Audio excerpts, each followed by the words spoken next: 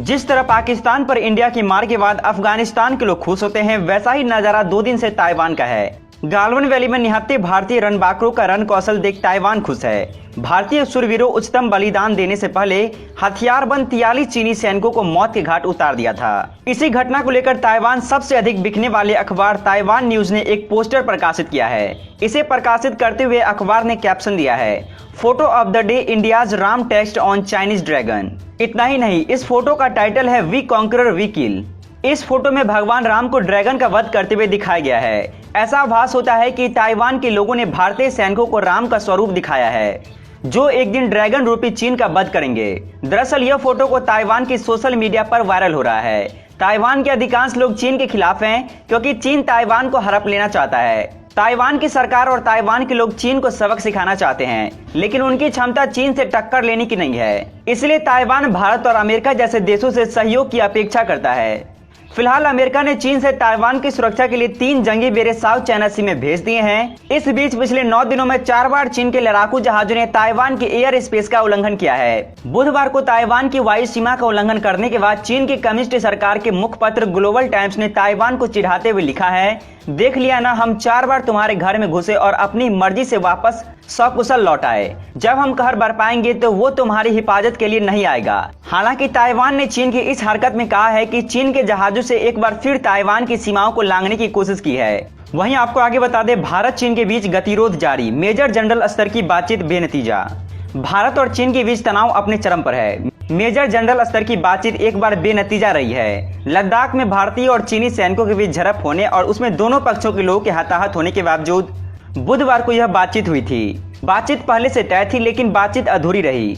जमीनी स्तर पर किसी ने कोई इलाका खाली नहीं किया है। 3 घंटे तक चली इस बैठक में तत्काल हटने या स्थिति पर परिवर्तन में कोई नतीजा नहीं निकल पाया है। इसके बाद अब आने वाले दिनों में और ज्यादा राउंड की बातचीत हो सकती है। आज फिर दोनों देश के सैन्य अधिकारियों में बातचीत हो सकती है। लद्दाख के गालवन घाटी में 15 जून सोमवार को हुई हिंसक झड़प के बाद बुधवार को ही दोनों देशों के विदेश मंत्रियों की फोन पर बातचीत हुई थी। भारत के विदेश मंत्री एस जयशंकर ने अपने चीनी समक्ष वांग यी से कहा है कि चीनी सैनिकों ने पूर्व नियोजित ढंग से और योजना के मुताबिक कार्रवाई की, जो सीधे तौर पर लद्दाख की गालवन घाटी में भारत और चीन के सैनिकों के बीच हिंसक झड़प का कारण बनी। विदेश मंत्री ने कहा कि इस घटना को दोनों देशों के द्विपक्षीय संबंधों पर गंभीर असर पड़ेगा और चीन को सुधारात्मक कदम उठाने की जरूरत है। दोनों नेताओं ने तनाव को कम करने की सहमति जताई और कहा कि कोई भी पक्ष मामले को बढ़ाने के लिए कोई कार्रवाई नहीं करेगा और इसके बजाय द्विपक्षीय करारों और प्रोटोकॉल के अनुसार शांति सुनिश्चित करेगा। गौरतलब है कि सोमवार रात भारत और चीन सैनिकों के बीच गालवन घाटी में हिंसक झड़प हुई। इसमें भारत के 20 सैनिक शहीद हो गए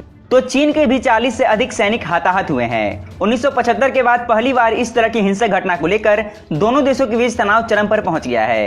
भारत ने अपना रुख साफ कर दिया है। पीएम नरेंद्र मोदी ने बुधवार को कहा कि भारत शांति चाहता है, लेकिन उकसावे पर माकूल जवाब देने का सामर्थ्य रखता है। चीन पर भरोसा करना एक बार फिर भारत को भारी पड़ा है। चीन ने एक बार फिर भारत के पीठ पर छुरा घोंपा है। वास्तविक नियंत्रण रेखा पर तकरीबन 40 दिनों से जारी तनाव पर बातचीत के बीच चीनी सेना ने 15 जून को भारतीय सेना के साथ हिंसक झड़प की।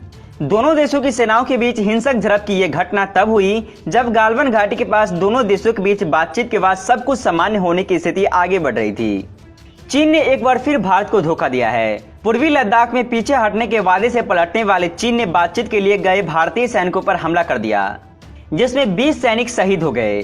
सोमवार को पूर्वी लद्दाख के गालवन घाटी में चीन के साथ हिंसक झड़प में कम से कम 20 भारतीय जवान शहीद हो गए, जबकि चीन को भारी नुकसान हुआ है। इस झड़प में चीन के 43 सैनिक हताहत हुए हैं। चीन ने सैनिकों के मारे जाने की बात तो कबूल की है, लेकिन संख्या बताने से कतरा रहा है। चीन की सेना ने यह तो स्वीकार किया है कि हिंसक झड़प में उसके कई सैनिक मारे गए हैं, लेकिन उसने संख्या नहीं बताई है। चीन संख्या पर चुप्पी साधे हुए हैं। बताया जा रहा है कि सोमवार की रात जब चीनी सेना तय कार्यक्रम के अनुसार पीछे नहीं हटी तो कर्नल बाबू स्वयं उनसे बात करने गए थे। इसी दौरान चीनी पक्ष की तरफ से उनके साथ हाथापाई की गई, जिसके बाद भारतीय सैनिकों ने भी जवाब दिया। इसमें दोनों तरफ से हिंसा शुरू हो गई। पत्थर और लाठी डंडे चले। दोनों पक्षों में कई लोग घायल हो गए। करीब 3 घंटे तक दोनों पक्षों में झड़प होती रही। इस हाथापाई में कमांडिंग ऑफिसर संतोष बाबू को गंभीर चोटें आई।